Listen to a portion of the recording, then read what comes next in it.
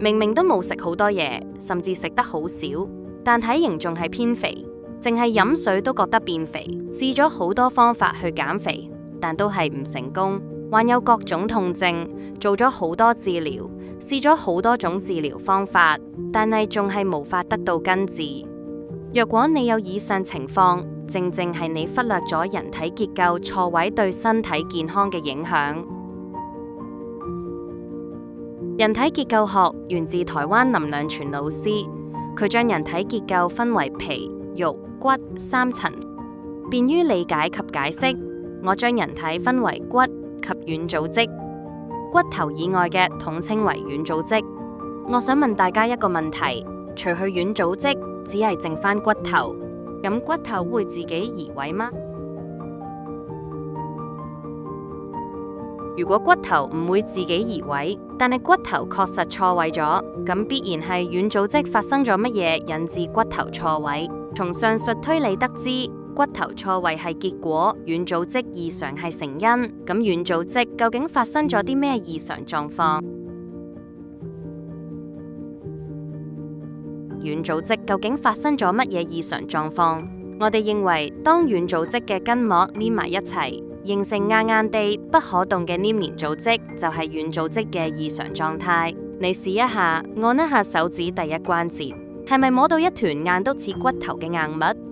如果唔確定，可以同另一隻手同一個位置作對比。你有冇喺身上摸到一啲硬硬地，按落去會好痛嘅團塊呢？你有冇感覺到一啲好硬嘅肌肉拉扯住你，令你活動困難？以上提到，你按落去會感覺好痛、好硬嘅團塊，就係醫學上描述嘅黏連團塊。軟組織嘅黏連團塊呈收縮狀態，產生拉扯力，拉扯骨頭使其錯位。我哋醫藝館嘅結構治療係通過鬆解黏連組織，釋放拉扯力，骨頭就會喺冇外力嘅情況下，自然回歸正確位置。喺介紹黏連組織嘅形成同埋影響之前，有一概念大家需要了解清楚。所有軟組織都係經筋膜互相連結形成一體，所有骨頭都係經韌帶互相連結形成一體，所有肌肉都係經肌腱接駁住骨頭形成一體。所以人體係一個整體，各個部分都互相連結形成一體。基於人體係一個整體，任何一處嘅黏連組織都會令到整個人體結構錯位，所以我哋只會描述人體結構錯位，而非單一部位錯位。有啲人嘅黏連組織喺胎兒時期已經開始形成，所以有啲 BB 一出世就有濕疹。有啲幾歲大嘅小朋友行路姿勢有啲怪怪地，會行路不穩。黏連組織會隨住我哋使用自己身體嘅強度同頻率而遞增。證據就係，如果慣用手係右手嘅人，右手嘅第一掌指關節嘅黏連組織比左手嘅較大較硬，並產生較強嘅拉扯力，限制關節嘅活動，更會產生較強嘅拉扯力，拉扯肩關節。所以右肩嘅圓肩比左肩較為嚴重。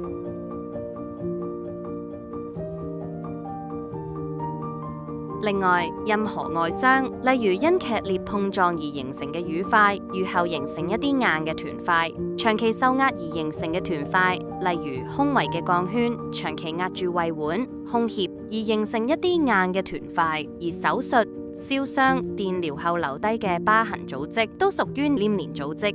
總而言之，喺我哋人生路上，黏連組織嘅形成係不可避免。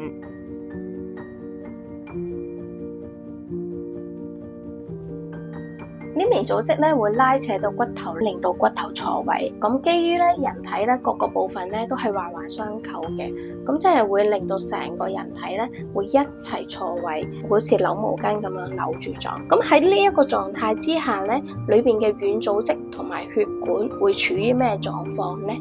只要你理解咗呢一個原始嘅機理，你就可以推演到各種不適同埋症狀嘅形成機理啦。血液中含有各種成分，例如各種免疫細胞、抗體、細胞賴以生存嘅氧氣、營養、體內廢物、維持身體機能嘅內分泌元素、平時服用嘅藥物有效成分。血管有如身體內嘅道路，若果路變窄咗，甚至塞咗，會出現乜嘢後果呢？免疫細胞抗體運送唔到感染部位，就等於士兵送唔到戰場，必然兵敗如山倒。例子係10隻腳趾暴露喺同一環境，但點解往往只有拇指感染灰甲真菌？各種局部感染嘅疾病，如果開通咗路，俾免疫細胞同抗體運到感染部位，唔通唔係治療感染病嘅一種治療方向？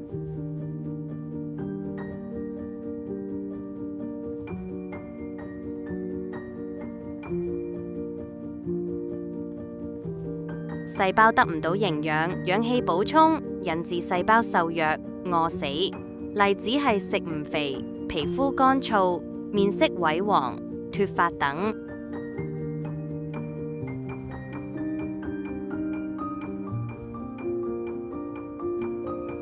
廢物唔能夠運出體外，結果喺體內累積。黑斑、水腫、膽石等係其中嘅例子。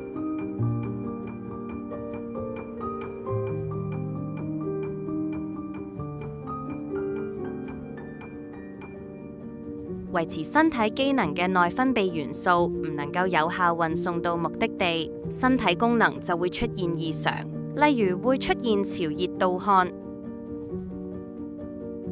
如果血管唔通或者變窄咗，藥物嘅有效成分能夠送到該要起作用嘅部位呢？藥物嘅有效成分唔能夠運送到病發位置，所以服藥無效。大家係咪有此經歷？年輕嘅時候食西藥感冒藥好快就好啦，但係中年以後食西藥感冒藥卻藥效差咗，甚至副作用明顯多咗。若果病情嚴重，開路之餘配合藥物治療，會唔會有更好嘅效果？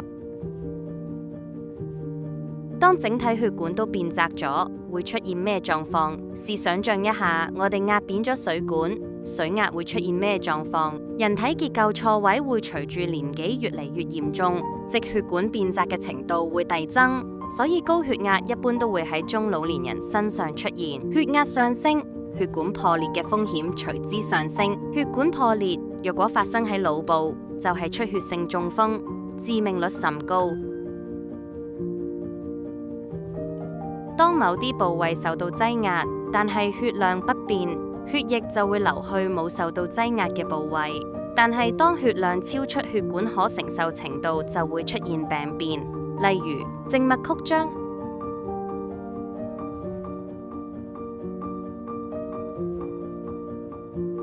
各種呈紅色嘅皮膚問題，例如濕疹、蕁麻疹等，係肉眼可見嘅例子。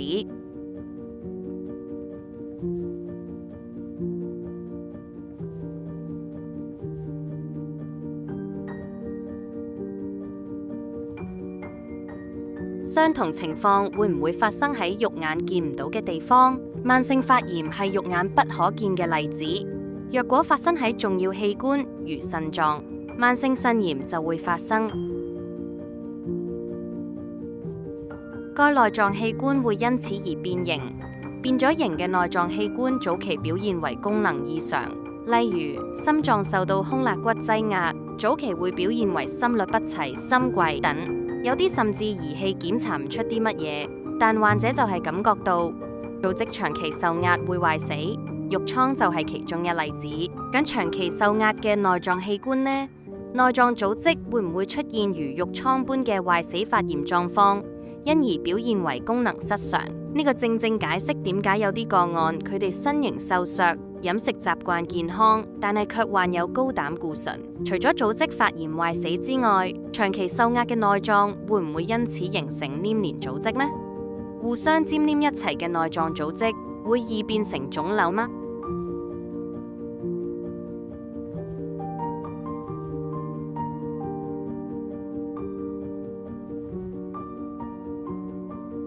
黏連組織嘅形成係不可避免嘅，係引致整個人體結構錯位嘅元兇，同我哋個人健康息息相關。道理就好似往水杯裏邊加水，黏連組織嘅累積令到人體結構錯位越嚟越嚴重，水味溢出嚟，等於面型樣貌、身形體態開始走樣，中年發福由此而嚟。樣貌趨向老化，水開始溢出嚟，等於開始有慢性症狀不適出現嘅時刻。第一個警訊為痛症，水浸令周圍嘅嘢開始腐爛變壞，等於慢性內科疾病出現，係病情開始惡化嘅程度。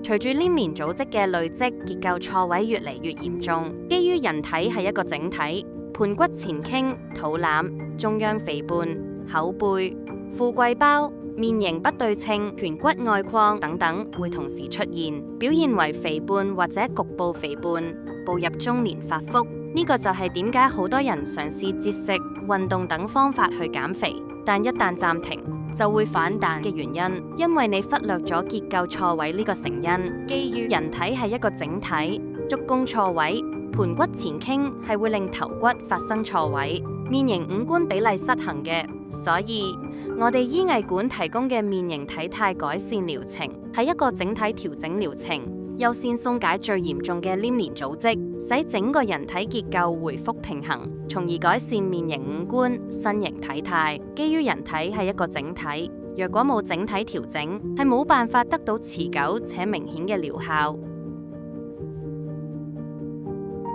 你係咪患有各種痛症，做咗好多治療，試咗好多種治療方法，但仲係無法得到根治？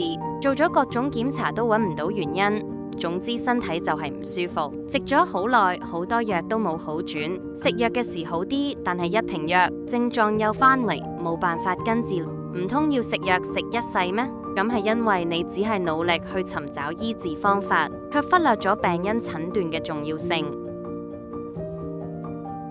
我哋下邊咧有幾個真實個案啦，佢哋都係膝頭哥痛，但係咧佢哋嘅病因咧係唔同嘅。右足弓錯位較嚴重，導致右腳力線傾斜，引致右膝痛；頭部黏連組織拉扯，使頭骨旋扭錯位，即係指旋扭力沿脊椎向下，使盤骨旋扭錯位，引致膝痛；腹部手術疤痕拉扯盤骨，使盤骨旋扭錯位，引致腳痛。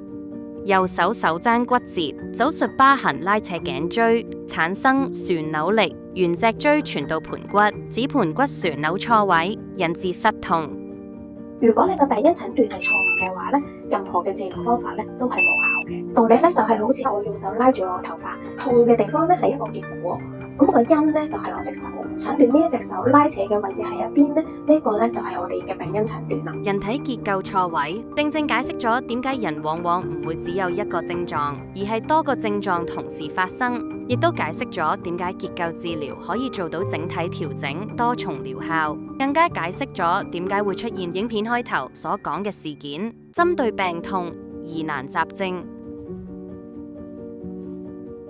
我哋醫藝館提供嘅係還原結構治療，係一個整體調整療程，優先鬆解最嚴重嘅黏連組織，使人體結構回復平衡，從而改善血液循環，最終消除病痛。若果冇針對病因作整體調整，療效係冇辦法持久且明顯嘅。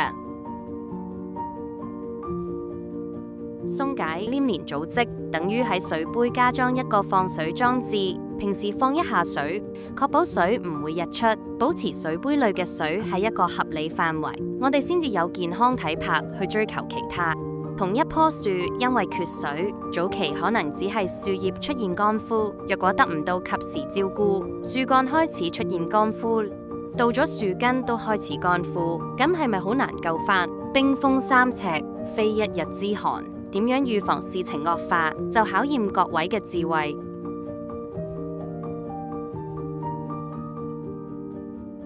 我哋唔係咧，只係從人體結構呢一個角度咧去思考一切疾病嘅形成，排除咗飲食、情志、生化物質、病毒細菌對人體嘅影響，而係提出一個咧大家可能都忽略咗嘅一個角度：食藥、湯水、飲食呢一個咧係從化學層面去改善我哋人體嘅健康，但係咧係咪可以有效咁樣改善結構錯位呢一個物理性嘅因素呢？如果唔可以，你覺得結構治療會唔會係值得一試嘅治療方法？一個結果可以由幾個成因綜合而引致嘅，一個成因亦都可以引致多個結果。我哋希望大家可以綜合全面去分析，先至能夠揾出真正嘅病因，如此先至能夠得到根治，甚至喺呢度基礎上面做好預防，保持健康體魄同埋年輕樣貌，去追求美滿人生。想了解更多關於醫藝館嘅治療方法，請參閱我哋嘅網頁。